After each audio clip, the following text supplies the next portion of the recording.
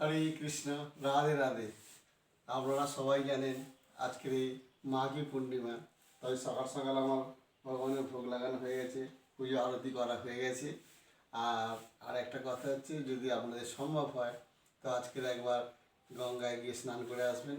আজকের গঙ্গায় স্নানের ভালো পূর্ণ দিন আছে, যদি সম্ভব হয় গঙ্গায় স্নান করে আসবেন আপনারা। আর যদি সেটা সম্ভব না হয় তাহলে বাথরুমে মধ্যে 3 বার ওম গঙ্গে ওম গঙ্গে ওম গঙ্গে বলে জল মস্তকে ঢালবেন, তাতেও আপনার কাজ হবে। ঠিক আছে? হরে কৃষ্ণ, রাধে রাধে।